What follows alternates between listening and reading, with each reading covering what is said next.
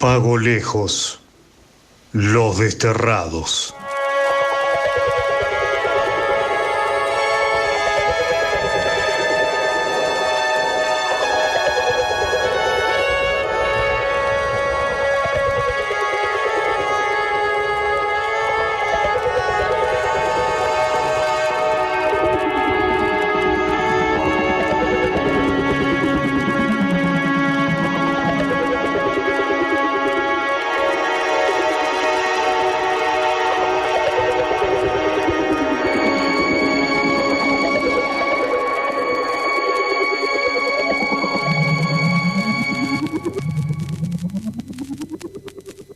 Por años, los escasos años suyos que ya servían para algún recuerdo, el tren había sido el único suceso de pago lejos, como le llamaban los lugareños a Coronel Ceballos, como rezaba el cartel de la estación, o las guías o remitos a los lejanos consignatarios, Bunge y Born, a cuyo destino iba el grano embolsado, o la leña, o el algodón, según fuera la siembra del año. Nombre este del oscuro coronel que ganara estas tierras en un tiempo ya tapado por los polvaderales y que algunos, ya muy viejos para saber a qué se referían, llamaban la campaña del desierto, una como guerra que alguna vez hubo o debió haber, no precisamente en esta desolación, sino que vaya a saber dónde, pero el caso es que, aunque ya no quedaran ni cenizas del coronel, se seguía llamando así, Coronel Ceballos, para fijar un punto de partida a los Bunge y Borges, como les llamaban los lugareños, que al parecer eran los únicos cristianos que aún recordaban a Pago Lejos o tenían algo que ver con este confín algunas veces al año. Ni ellos. Porque como decía el tío Benito, este es un pueblo de irse. El único que vuelve aquí cuando se va es el sol. El Panza todavía andaba muy borracho de chicharras a los 10 años.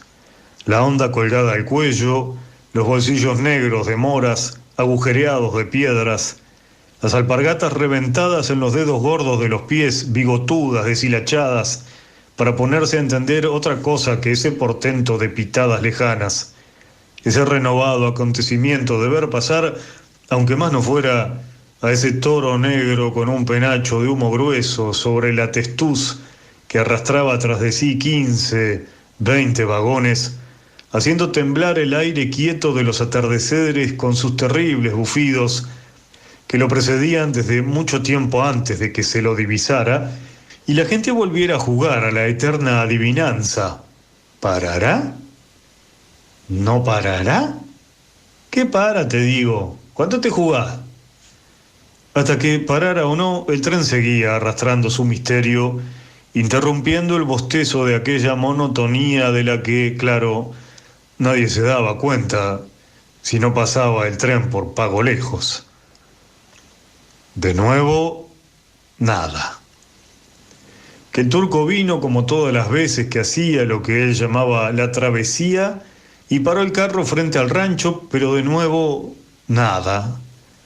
Las muchachas alborotadas, también como siempre, ante los cortes de telas estampadas que les hacían relampaguear los ojos y palparlas en el tacto áspero de sus dedos, hecho a las duras tareas del campo y de la casa. Plegarlas contra sus cuerpos, imaginando cómo les quedarían ya cortadas y cosidas, hablar y reír, chanceando con el turco, que no era turco sino italiano, pero que le decían el turco, como a cualquiera que recorriera el campo vendiendo baratijas, ropas, espejos, jabones, toscos zapatos, botas, alpargatas y el módico tendal de objetos que los campesinos renovaban después de cada cosecha y que, si acaso había sido un poco más abundante que otros años, les hacía llegar hasta el derroche de un frasco de perfume para las mujeres y otro de agua de colonia para los graves hombres silenciosos que compraban de lejos, a cierta distancia de las alaracas del embraje y el regateo tenaz de las curtidas madrazas insobornables a la palabrería del turco que, fuera turco, alemán o escandinavo, desplegaba un mismo oficio de seducción por la palabra a fin de despertar el entusiasmo que facilitara la venta y los precios verdaderamente falaces con los que, a la larga, cerraban los tratos.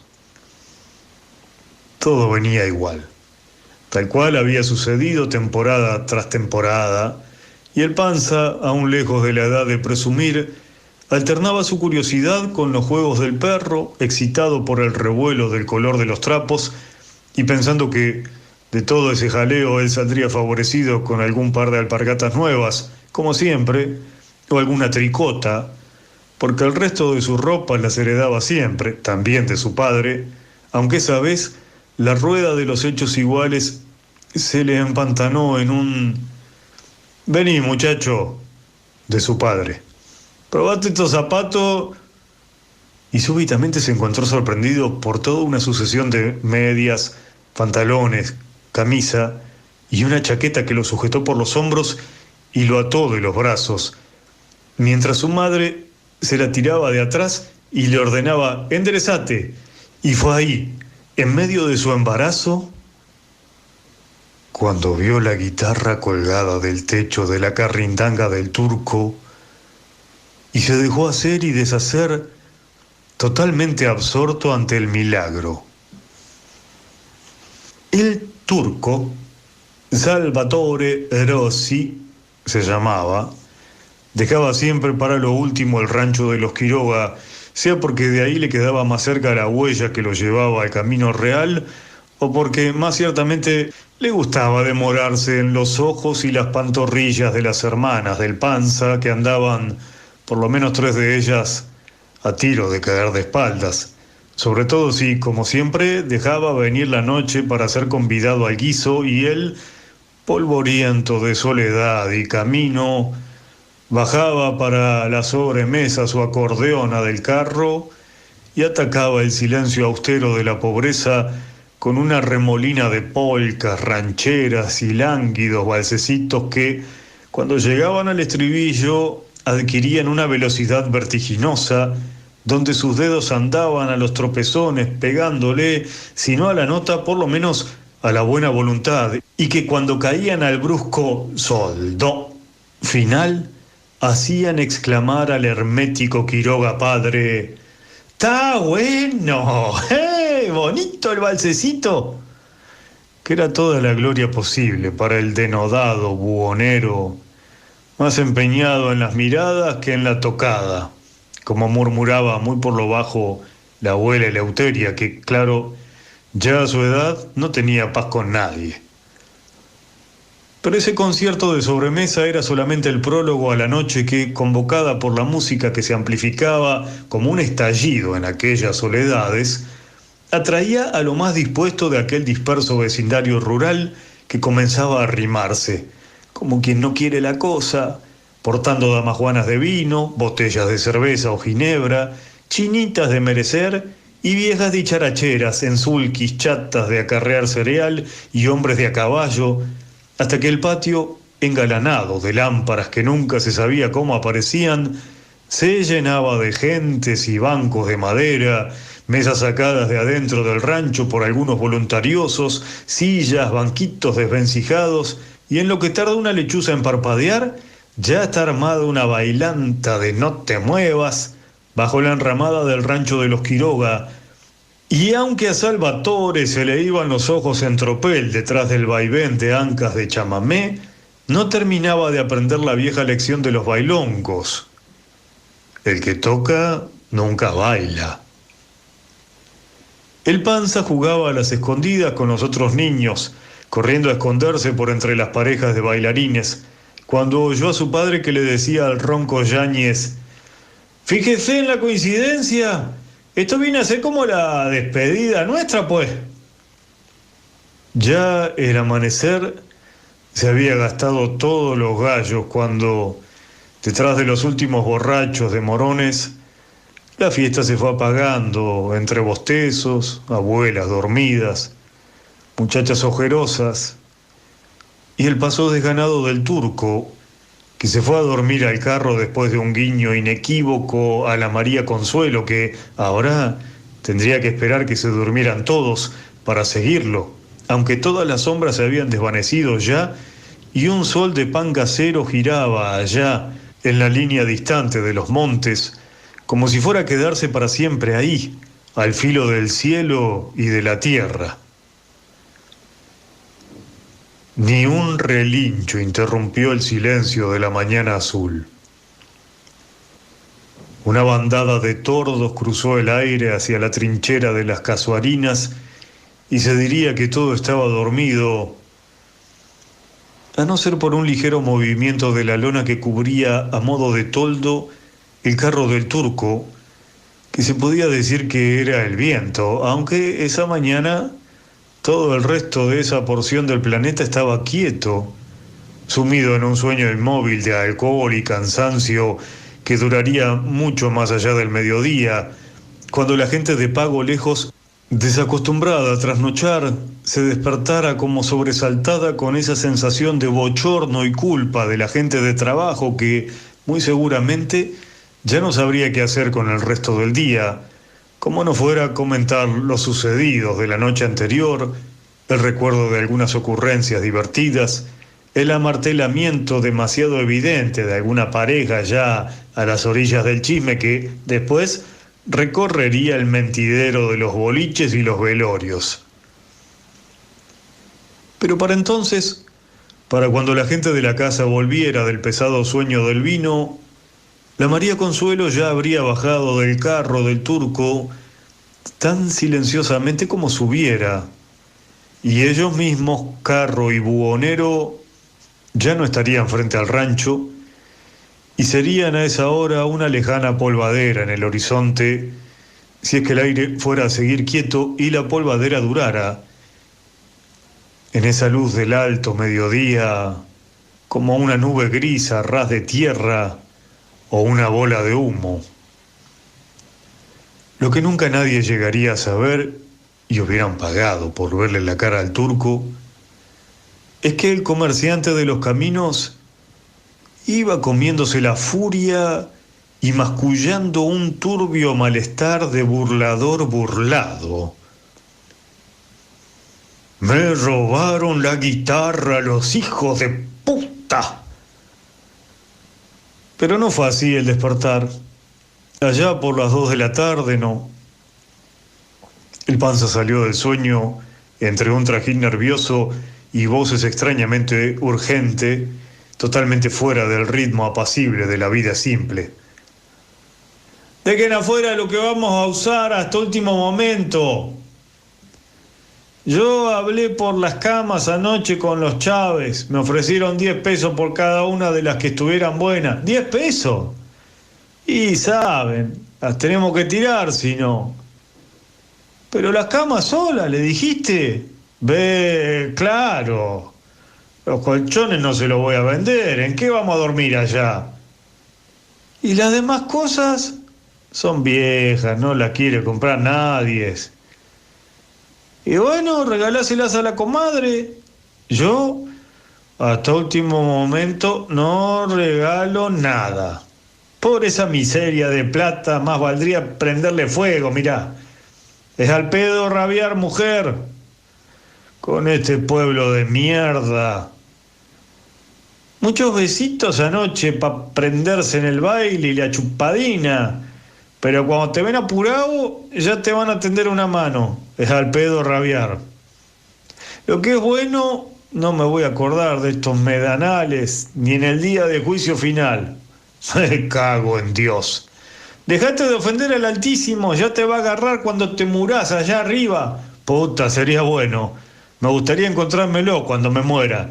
Ya te lo vas a encontrar, no vas a creer. Mejor, así se lo digo. ¿Qué le vas a decir? Le voy a decir, ¿recién aparece este? ¿Ahora que me he muerto aparece? Jesús. Muy recónditamente, el panza comenzó a entender. Entonces supo que no iba a tener que confesar el robo de la guitarra. La llevaría escondida entre los trebejos. Los días que sobraron hasta la llegada del tren de pasajeros que venía de las Aguadas fueron de vicio. Ya con maletas, paquetes y cajones hechos, andaban por la casa estorbándose, tropezando en ellos mismos, dando vueltas por el patio en el que ya no picoteaba gallina alguna, ni los perros regalados a los vecinos, con excepción del choique, que por viejo no lo quiso nadie y que quedaría, luego de la partida de la familia, de cimarrón de la muerte, ya que a su edad no podría cazar ni un mísero quiz para sobrevivir. El viejo choique apenas podía con los huesos cuando se levantaba de donde estaba echado para ir a tirarse a otra parte, remedando la única actividad que le quedaba a la abuela Eleuteria, que solo se paraba de la sillita de totora para ir, sillita en ristre, a sentarse en otro lugar del patio o de la casa, completando una ronda lúgubre de vejez animal que iba del perro a la vieja sin que nadie lo advirtiera. ¿Acaso porque todos sabían subconscientemente que ellos, el perro y la vieja, ya no estaban y eran a esa altura un simple olvido de la muerte? Pero nadie pensaba en eso, y menos en esos días, los últimos antesalas soleadas de la partida, de una ausencia que ahora lo surgía con el poder acuciante de una idea nueva que subyacía en el ánimo de todos los ralos habitantes de Pago Lejos, un sitio al que ni aun el mítico nombre del coronel de cenizas había logrado fijar a la tierra magra, mezquina, castigada por las dos pestes más desoladoras del campo, la sequía y la pobreza. La buena cosecha, única en muchos años, precipitó en don Quiroga el viejo y postergado propósito repetido hasta hacerse manía en la ronda del mate, en el viejo del boliche, en las sobremesas soñolientas, en medio de las labores. Cuando me lluevan unos pesos, agarro a mi familia y me largo a los Buenos Aires. Y a veces la frase lograba espantar las moscas del aburrimiento de los demás parroquianos. Algún miembro de la familia o la mera imaginación por donde caía la chorrera de los "ahí es vida, yo tengo un primo que se fue para allá y ahora tiene hasta un taller", o "y cuando vino el Medardo a buscar a la madre para llevársela, hasta una radio se trajo, ¿se acuerdan? Allá se ve la plata todos los días, ya están volaseando. Bueno, todas las quincenas, como cuando el alemán explotaba estos campos en tiempo de mi finado padre. Esas eran cosechas, Velay". Toda una relación de los milagros salía a borbotones de esas bocas habitualmente parcas, cuando, como para huir de esa realidad de cuero seco, alguien mentaba la lejana ciudad que nadie había imaginado, a pesar de los relatos fantásticos y fastuosos de el que había vuelto alguna perdida vez al pago, para contar lo que año tras año los entierrados repetirían, pero sin agregar nada, pues que no tenían más palabras que las que quedaron tentando las ganas lerdas de los que soñaban, pero que acaso no partirían nunca. Palabras como rascacielos, subterráneo, luz eléctrica, fábricas, buenos sueldos, bar, escuelas, autos, calles iluminadas, adoquinadas, muchas de las cuales no tenían para ellos otra magia que el sonido deslumbrante de lo desconocido, pero cuyo significado preciso o cierto se les escapaba lejos, como en otra existencia, allá, hacia donde iban los trenes de carga, o el único tren de pasajeros que pasaba alta la noche y que paraba una vez al mes en Pago Lejos, en el que partirían los Quiroga, al fin, ahora que había llovido la plata de una buena cosecha que, de no irse, se volvería a esfumar entre las polvaderas de enero cuando la erosión levantara el fantasma de los remolinos. Pero los niños no participaban de ese deterioro de la tierra tantas veces árida. Ningún Eldorado mágico turbaba la magia verdadera de sus existencias a ras de la naturaleza. Las estaciones traían y se llevaban, para traerlas otra vez por los siglos de los siglos, las migraciones de las aves, el estallido azul de los campos de lino, el oro imposible de los paños de trigo, el celo de los animales, la estampida sorpresiva de las liebres, la aparición de las chanchas o las yeguas, la aventura de buscar nidos de perdices, el tiempo sin tiempo, que iba del alba a la noche, entre el portento de las floraciones, la caza sin pausa de pajaritos o cuises, el miedo supersticioso a los ruidos de la noche, los aromas perfectamente diferenciados del eucaliptus, las acacias, el malbón, los alfalfares, la boñiga, el sudor áspero de la caballada, todo incontaminado aún en el alma y en la piel borracha del barro de la laguna en el verano, donde bebían los animales, las bandadas de patos cuando las lluvias no se negaban a la fiesta de su cántaro celeste.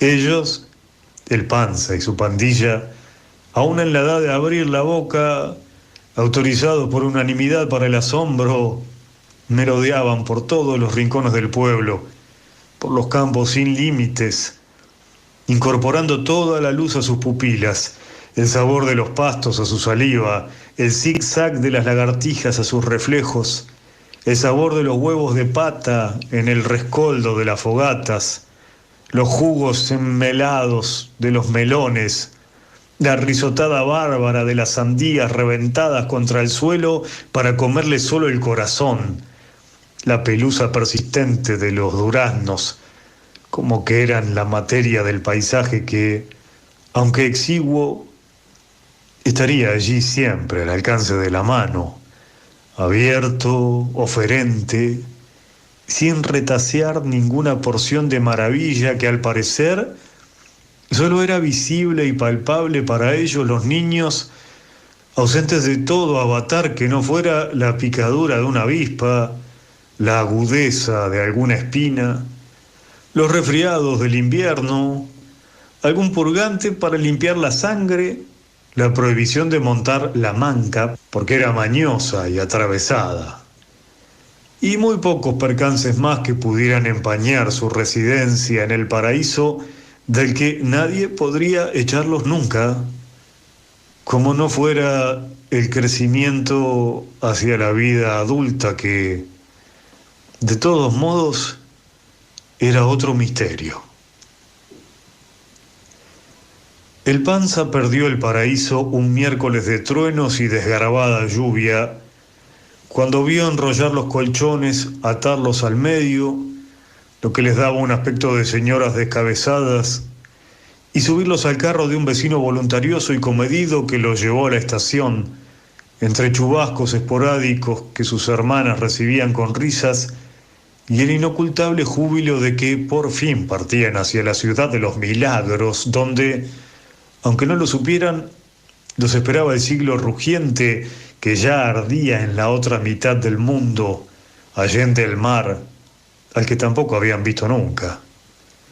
La guerra era una palabra indescifrable, y aunque alguna vez alguien la había mentado, hasta Pago Lejos no llegaba a su estruendo aterrador, pues que el único estruendo que conocían era el del paso del tren y el de algún trueno como ese que acababa de trizar la madrugada en 1000 relámpagos. Pero el tren no llegó a las 10 de la mañana como había anunciado el jefe y único personal de la estación.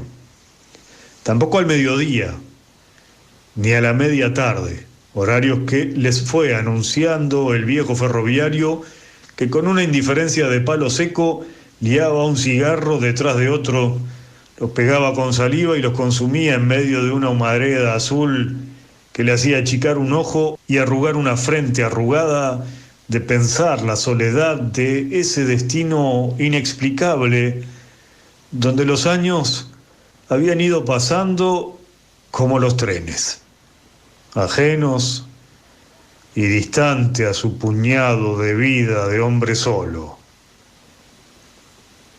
Sentados en los colchones, los bultos, las maletas, la familia Quiroga, únicos pasajeros de esa estación sin retorno, descuartizaban el aburrimiento de la espera con pedazos de conversaciones sin pie ni cabeza.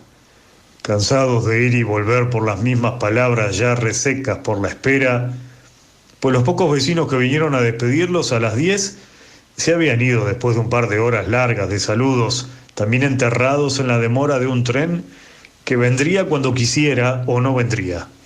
Extraño a la ansiedad de esa gente que al subir al carro y abandonar para siempre al rancho que a partir de hoy sería demolido por los vientos, habían caído al arbitrio de fuerzas desconocidas e incontrolables, tal que viéndolos ahí, echados sobre los bultos, afirmados a las paredes, se podía pensar que eran un montón de cadáveres insepultos en un punto donde todo olvido era posible. Para el Panza, a quien por la mañana le habían prohibido abandonar el andén por si venía el tren, ese era un día sin memoria, ya que aunque a la tarde merodeó por los galpones donde se acopiaban las bolsas de cereal, no había hallado otro suceso que un par de ratas que iban y venían por las altas vigas de madera, tan reiterada, ociosa y estúpidamente que, luego de arrojarles algún par de piedras, dejaron de importarle y también terminó echándose por ahí, indiferente a todo, y si desde que se enteró de la partida la curiosidad por habitar un tren le había picoteado la ansiedad, ahora, triturada por esa demora descomunal, apenas oyó cuando su padre le dijo al jefe de estación: de haber sabido hasta podríamos haber hecho un asado. Cuando el sol se iba a echar, también aburrido sobre el colchón de nubes del poniente, un estruendo lejano, es un trueno, es el tren, puso en vilo a los desterrados y ya todo fue trajín, gritos, apurones, excitación y en medio de la confusión de la máquina piafante, la revisión de los boletos para saber en qué vagón viajaban y que para colmo don Quiroga no se los encontraba por ninguna parte. Ahora precisamente, ¿dónde mierda los puse? Ahora que su mujer le decía, ¿que no los tenés en la mano? ¡Carajo!, decía él, dándose cuenta que sí, y ubicar el vagón con la ayuda del jefe que por fin tenía un asunto de qué ocuparse y que había cambiado asumiéndose en sus funciones, porque a saber cuándo más tendría pasajero que despachar desde Pago Lejos, fueron metiendo por las ventanillas y las puertas todo el ajuar de sus pobrezas, sudando mares, aturdidos, asustados de un miedo nuevo que ya no los iba a abandonar por muchos años. Al fin lograron, después de averiguar con los pasajeros, sentarse en los asientos de madera de la tercera clase y, confundidos entre pitadas, repiques de la campana, voces del pasaje, risas apagadas, y cuando ya todo tenía algo así como un orden, los paquetes, bultos, maletas, cajones, ubicados en los estrechos espacios de las parrillas del vagón, y el padre, asistido por el jefe ineluctable, pero ahora dispuesto, había despachado los colchones y bultos mayores en el furgón de cargas, suspiraron como al mismo tiempo, y por fuera de sus propias voluntades arrinconadas de acontecimientos imprevisibles, se dejaron caer por el agujero sin fondo de un cansancio que hasta entonces no habían advertido. Y fue entonces cuando el tren echó a andar que sintieron todos a una un tirón de tal modo formidable y brutal, ajeno a toda noción que ellos tuvieran de la fuerza de gravedad, que ahora sí, allá en lo oscuro, se dieron cuenta de que habían sido arrancados de cuajo de la tierra.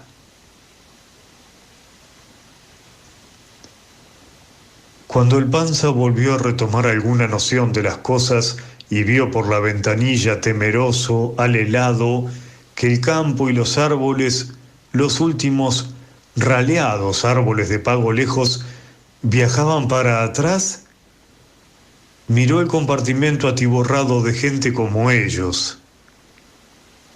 Una mujer inmensamente gorda que iba en el asiento de frente a él comía inmensamente.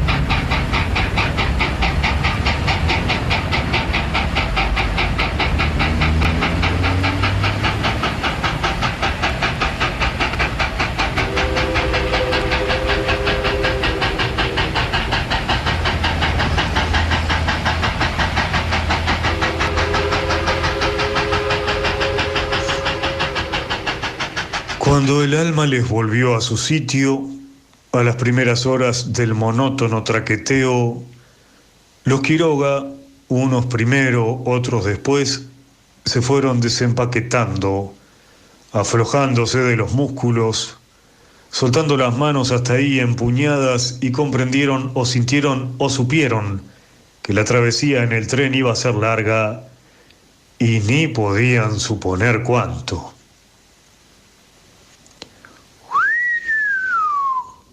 ¿Como 2 días?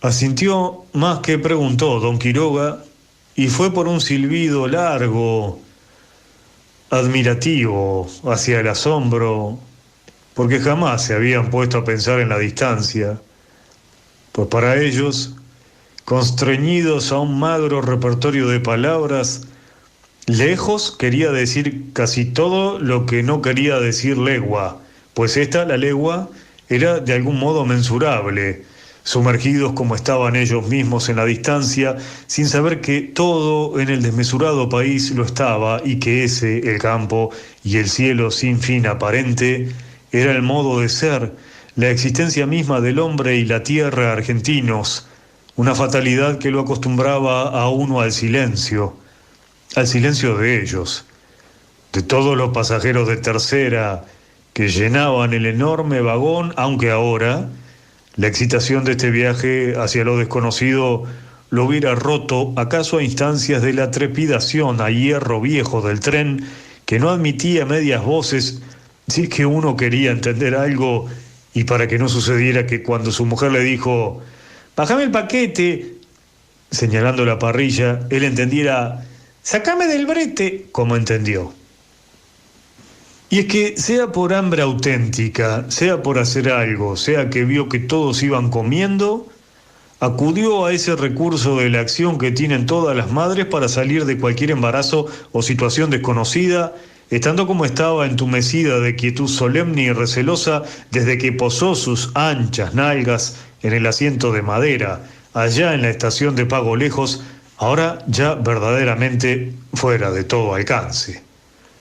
Empezó a repartir ahí sobre el regazo, como todos, los trozos de gallina hervida, papas chamuscadas por el largo encierro en el envoltorio, cocidas la noche anterior, mientras Quiroga padre cortaba contra su ancho pecho las rebanadas de pan redondo, enormes como lunas de harina, y las hermanas del Panza, confundidas, repartían en un verdadero picnic móvil, alegres ya, aunque no lo supieran, de estar celebrando su primera comida fuera de casa, por lo menos de un siglo a esta parte. Si todo era novedad para ellos, ese pasaje de rostros quemados y estriados por el viento, para el Panza era la inmersión en lo fantástico, el traslado en el tiempo y en el espacio a la región de lo impensado, presentido, soñado o deseado, por más que a veces había llegado a la exageración de querer un caballo o más locamente una guitarra, que al fin ya traía entrapajada entre los bultos de la familia, secretos que compartía con la única en la familia que tenía que quedarse muda, la María Consuelo, que ahora, con un pedazo de pan y gallina hervida olvidados en la mano, miraba por la ventanilla hacia la noche, a saber pensando en qué, si es que pensaba con esos ojos de vaca perdida en el campo que decían que tenía. El niño lo disfrutaba todo, como todos los niños del vagón, cada vez más animados y sueltos, ensayando ya algunas corridas a lo largo del pasillo, todavía sin risas, pero ya alborotando la paciencia de las sólidas matronas, En tanto los hombres se iban trenzando tímidamente en trocitos tentativos de conversaciones, empezando por decirse de dónde eran, de qué sitio de la extensión, donde la palabra sur no es una palabra, venían. Pequeñas frases, nombres de lugares que se diluían en el bullicio, más urgentes de olvido que de recuerdo, pues que no solo habían quedado atrás y acaso nunca fueron corazón de nadie, como les pasaba a los Quiroga con Pago Lejos, cuyo verdadero nombre, de Coronel Ceballos, nunca asimilaron. Era como si la noche veloz de ese viaje les tragara los orígenes con un tarascón de sombras. Los niños debieron volver a sus sitios alarmadísimos. Por el pasillo, dos camareros tiraban de un carrito y ofrecían sopa, verdadera sopa caliente, en unos bols de metal reluciente, explicando pacientemente que valían 20 centavos, y todos tomaron, con ganas o no, pero maravillados de aprovechar ese portento de la civilización que les permitía tomar sopa en el tren, adelantándoles el embrujo de la ciudad mágica, donde todo era posible, como ser que el tren llevara cocina, y a saber cuántas cocineras para hacer sopa para tanta gente, si bien decémola, pero deliciosa y reconfortante, que fue cuando don Quiroga se animó y preguntó al vecino si se podría tomar vino, y como nadie sabía, sacó una botella de tinto y cuando alguien le arrimó una taza, el vaivén del tren le hizo volcar un chorro sobre las ropas en el piso, lo que provocó risas y una mujer mojó sus dedos en el vino derramado y marcando a los que pudo con una cruz en la frente casi gritó ¡Alegría! ¡Alegría! Y ese fue el primer brindis de los desterrados. Un sopor, un acalambramiento del aire, una pesadez de los párpados, la disminución de la luz en el vagón, las voces cada vez más lerdas y lejanas, fueron derrumbando niños en los asientos, cabezas en los hombros, sobre el pecho, contra el respaldo duro de los asientos. Y todo se fue sumiendo en la hipnosis auditiva de las ruedas del tren sobre las vías. Aparecieron mantas, ponchos, jergones multicolores sobre los cuerpos ya dormidos de los niños, los ancianos, las muchachas, tapándose el pudor de las rodillas para abajo, y todos comenzaron a dormir la noche más breve de sus vidas.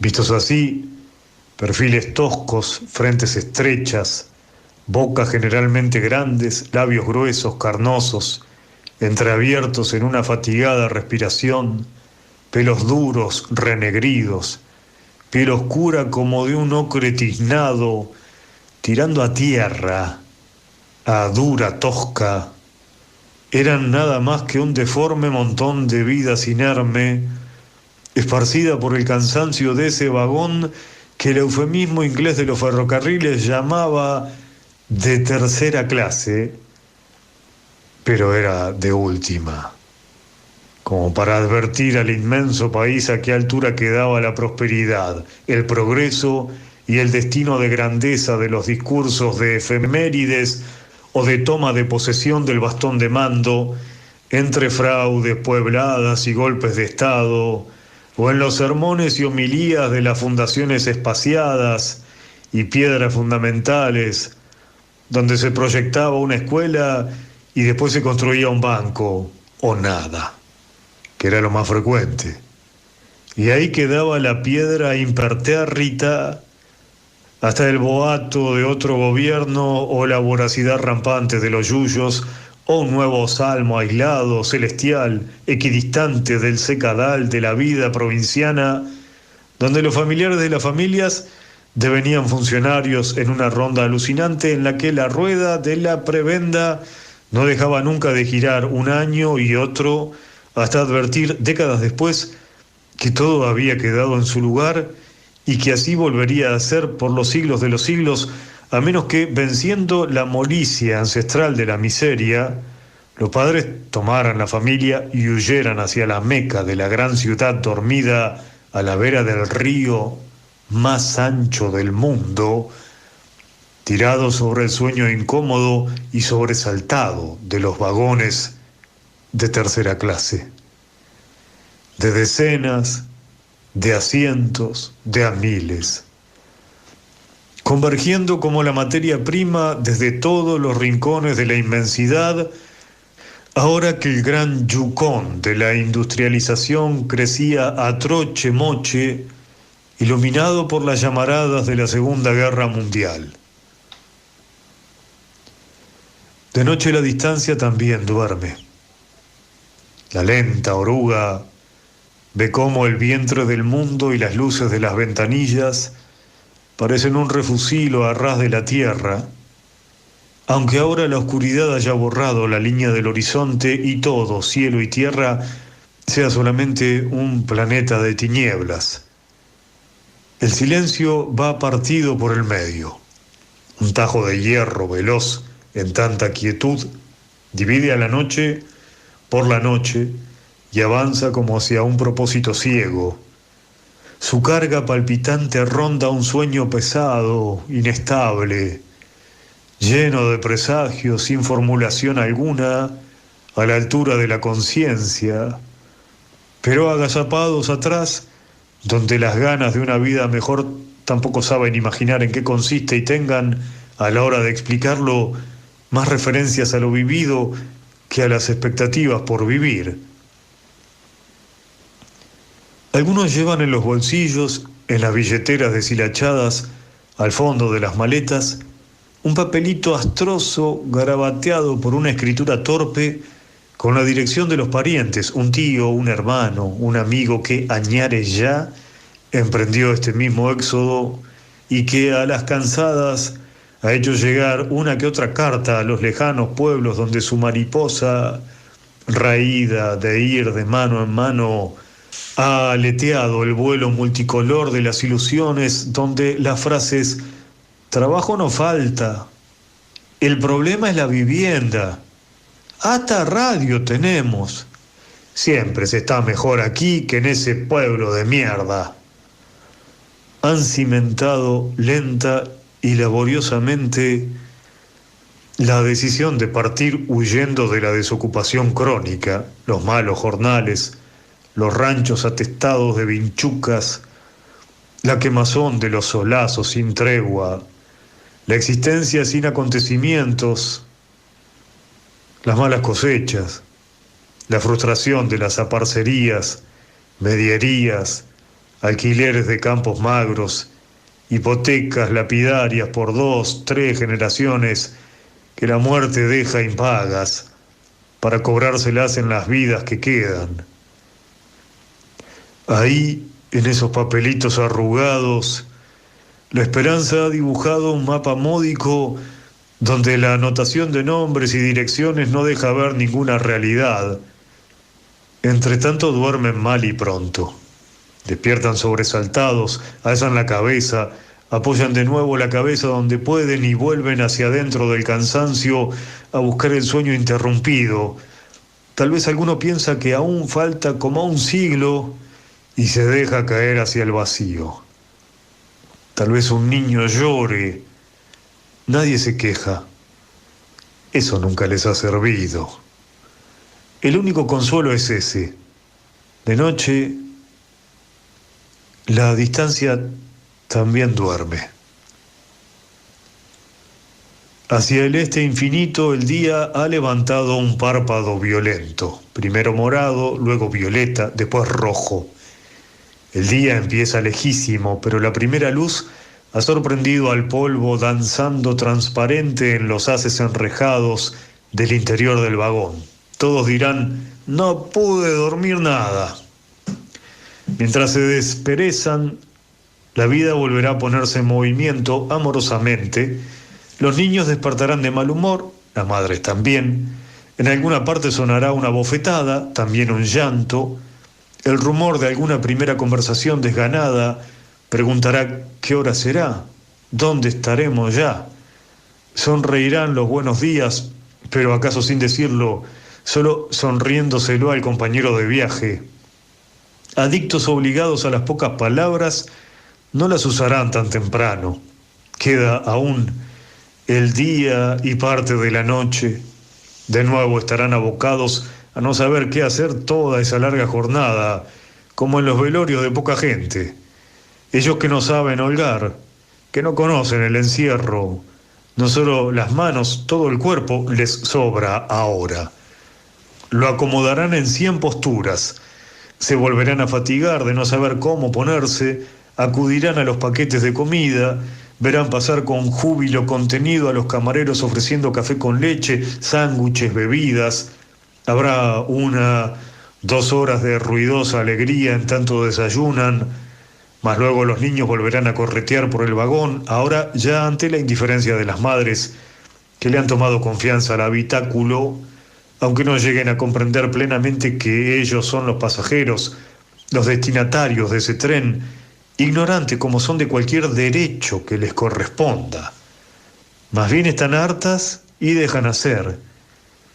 El panza correrá, inspeccionará los excusados, se asomará a la ventanilla, señalará un molino que pasa para atrás, como siempre, y volverá a maravillarse de que fuera del tren las cosas corran hacia atrás. Morderá con todas las ganas el trozo de tortilla, se beberá hasta la borra la taza de café, comenzará a mirar para siempre los demás rostros, uno por uno, y encontrará simpatías y rechazos, cuando no un franco horror dentro suyo, un hombre con un solo colmillo en la boca desdentada, la vieja de enfrente con un olor por encima de todos los olores de ellos, un tuerto al que le llora el ojo muerto, un chico con el labio leporino por el que se le ve la encía roja como si fuera una lastimadura incurable.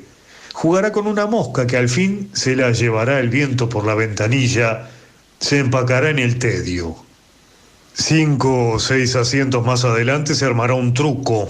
Es una familia numerosa. Los 4 hombres se han trenzado y al rato tienen ya un corro entusiasta que se muere de ganas y celebra con risas y comentarios la suerte de las cartas, la habilidad de los jugadores, y al poco tiempo surge otro naipe y luego otro y otro, hasta que todo el vagón atrona con las flores y contraflores, envidos y falta envido, trucos y retrucos, ensordecedoramente, como si el alma de los boliches se hubiera desterrado con ellos y ahora tremolara vociferante a 60 o 70 kilómetros por hora, como un recurso mágico de borrar la distancia.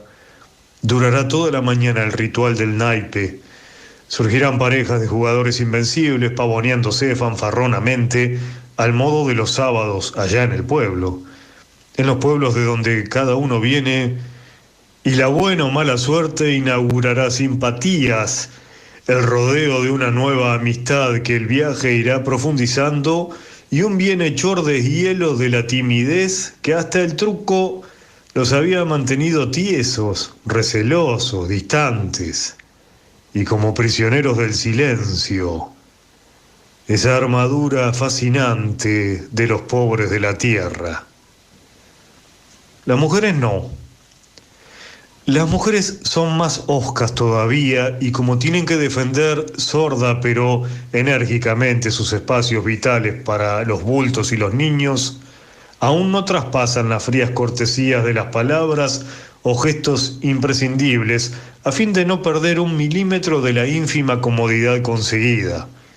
Dotadas de un estoicismo casi imposible, han permanecido sentadas en su sitio a todo lo largo del largo viaje, ante el miedo de perder su asiento, el espacio del equipaje o el sitio del suelo donde poner los pies.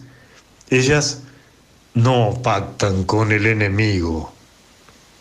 A la larga, dan la impresión de haber sido construidas con el vagón, mimetizadas con la madera, atornilladas con los asientos, a tal punto que hasta parece imposible imaginar a ese vagón vacío, sin el decorado hierático, hermético, impenetrable de sus rostros y sus cuerpos, asediados e invadidos por la obesidad, estragos de las frituras, el locro, las pastas, los guisos anegados de grasa. Sus cuerpos son un calco de la mala nutrición, tal como sus niños ventrudos, hinchados, por los que el Panza se ganó el apodo. Increíble esa paciencia casi de adobe, con la cabeza contra el vidrio o la mejilla apoyada en una mano, ahí van, sumergidas en un mutismo sin fondo, haciendo girar los ojos de vez en vez como para cerciorarse de que el breve mundo que les ha sido confiado no corre ningún peligro. A veces emergen de esa ausencia solo para reprender. ¡Ñaño! ¡Vení aquí! Han comido ya. El ruidoso mediodía ha consumido las últimas provisiones y la cerveza de los camareros ha paliado el calor que cae a pique en el encierro, ya que el aire de las ventanillas entra caliente como un chorro de fuego y las protuberancias de los durmientes en las vías hace corcovear al vagón levantando nubes de polvo del piso de madera. Ahora es sofocante la travesía y todos tratan de enganchar un retal de sueño en esta siesta en movimiento, pero aunque no duerman, la modorra les amansa el silencio y ahora van con los ojos entrecerrados o perdidos en un punto perdido del techo, pensándose sin exageraciones pero graves, ese destino nuevo que espera inexorable al final de la travesía.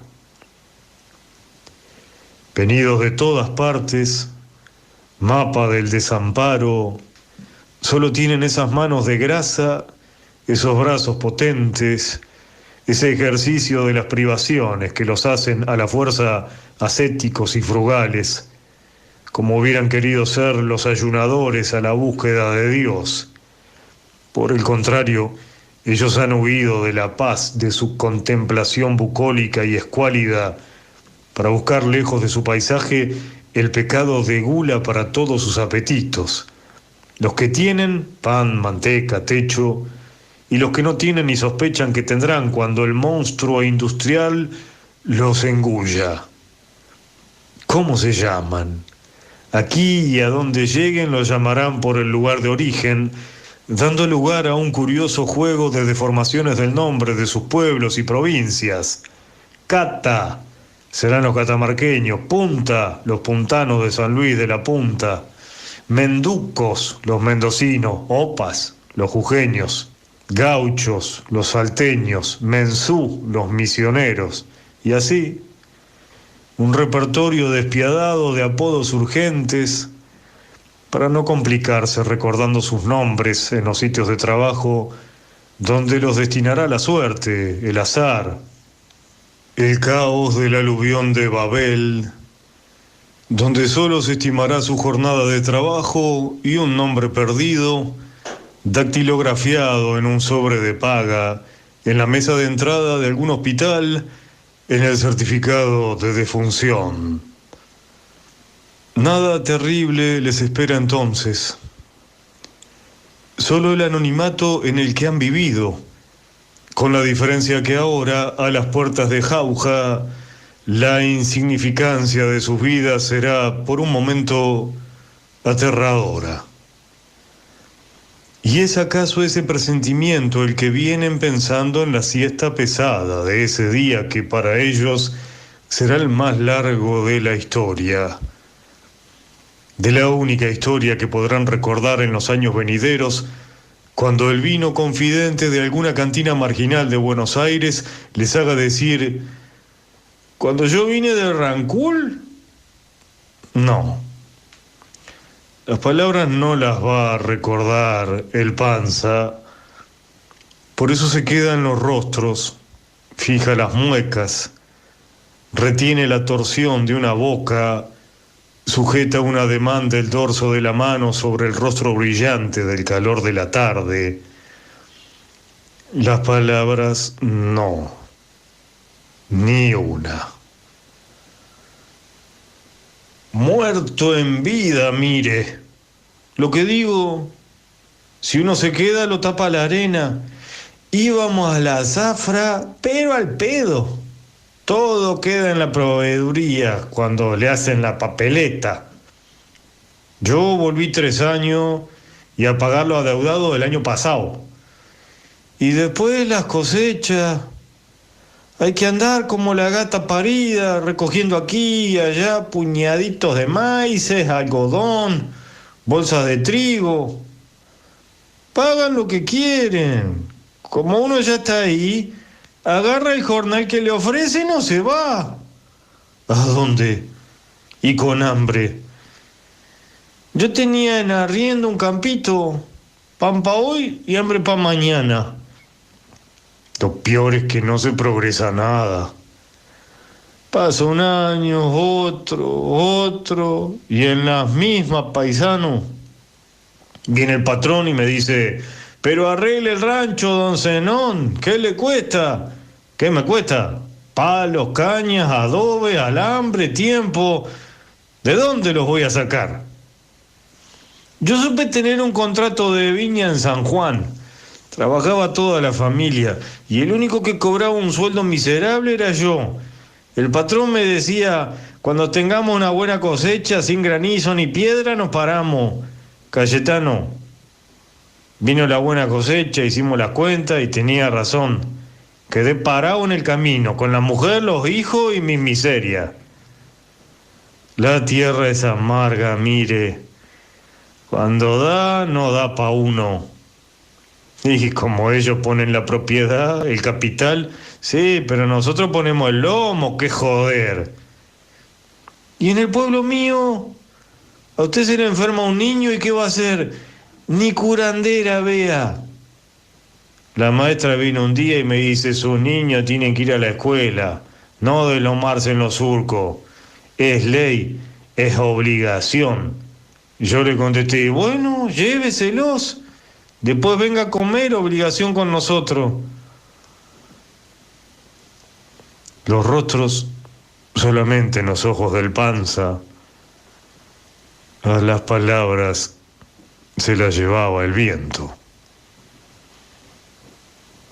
Los adolescentes se han estado mirando a hurtadillas, en un zigzag de parpadeos, en un entorno de ojos, en una distracción demasiado frecuente como para que la mirada se encuentre a cada rato con la mirada y se demoren los ojos cada vez más, con más intención, con más violencia en la intención, hasta que cada gesto, cada ademán o palabra, cualquier palabra, quede cargada de sentido, aunque sea que diga qué calor, o cuándo llegaremos, o cuándo llegaremos, ¿no? Pero se mirarán una y otra vez como al descuido durante horas, antes de que el muchacho intente una aproximación y esas frases puedan ser dichas. Están rodeados de los ojos guardianes de las madres, del silencio imprevisible de los padres. Ninguno allí es flojo.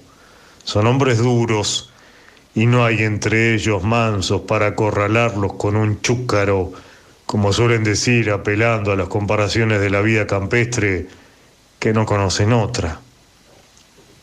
Por eso el juego de seducción sexual es entre ellos tan laborioso, torturador, exasperante, pero es la vida. Y la vida reclama vida que viene de otra vida. Es la única cantera.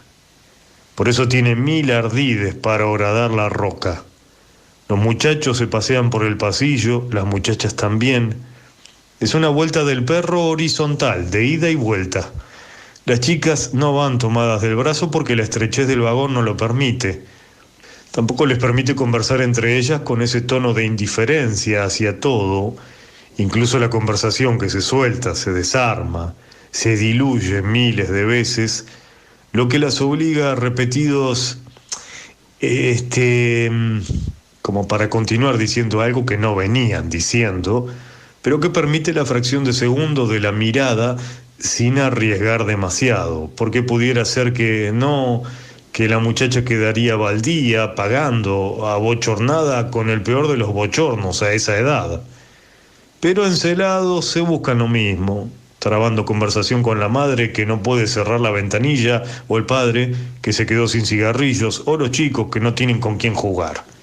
El instinto ata y desata su telaraña en ese viaje tan lleno de novedad y ansiedades que hasta es posible hacerse de novia o novio, apenas las circunstancias tropiezan en la vida y se muestra la rajadura, el intersticio donde todo es posible, hasta el amor. Al caer la tarde, los más animosos ya han trabado conversación. Sentado en el brazo de los asientos, uno cuenta su oficio, otro hace chistes, aquel cuenta cuentos, este ofrece amistad. Luego se darán las direcciones, aunque nadie sabe dónde vivirá y aún no tenga idea de la ciudad descomunal hacia donde van.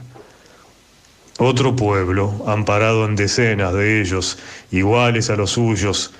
Algunas estaciones de las capitales se conocen fácilmente porque las son más grandes, hay más movimiento, luces y ruidos. En esas los más audaces han bajado y han recorrido el andén para estirar las piernas y ahuyentar el tedio, pero las demás son desesperadamente iguales. Y este tren es lo que llaman un tren carreta, por lo lento y porque para hasta en el olvido. O mejor, es en el olvido donde más para. Según la importancia de las estaciones, las paradas son breves o prolongadas. De los vagones de primera, allá lejos, en la punta del tren, baja gente más pulcra, sin atados de ropa, sin cajas de cartón atadas con violines. Del fondo ellos ven el alborozo de los abrazos, el tráfago, las voces apuradas de los que ascienden ahí. Luego las campanadas del jefe que siempre consulta su reloj de tapa, la pitada de alarma, el lento arranque inapelable.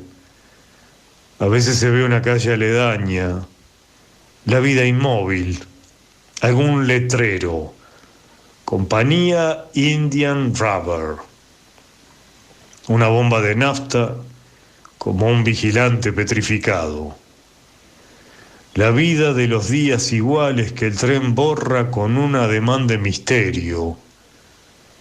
Luego todo el mundo vuelve a sus asientos, al aburrimiento, a los escarceos del romance, que son los únicos que no se detienen en pueblo alguno, habida cuenta que lo único nuevo les está sucediendo ahí mismo, y cuando la noche enciende todas las luces del vagón, comenzará el alboroto de la última cena, con los restos de comida donde algo se ha salvado, o el asalto de los camareros vendedores de sándwiches, cerveza, naranjadas, sopa caliente, porque faltan 4 o 5 horas para entrar a la ciudad prometida, que el imperio de la noche hace más fascinante, aunque a la hora que lleguen seguramente tendrán que dormir en la estación, sobre sus bultos otra vez, esperando el día para orientarse, pues a saber si han llegado las cartas y telegramas, y alguien los esté esperando.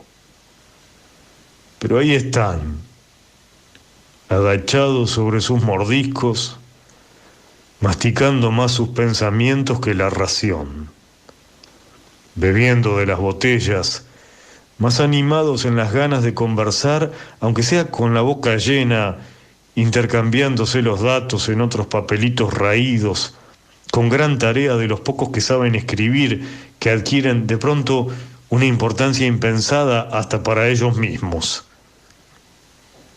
Una súbita camaradería ha inundado el vagón y como alguien ha tomado una cerveza de más, se le ha dado por saludar a todo el mundo hasta 2 veces, y cuando doña Antonia Quiroga dice molesta «Jesús con las moscas», una poderosa carcajada consuma la comunión de los desterrados.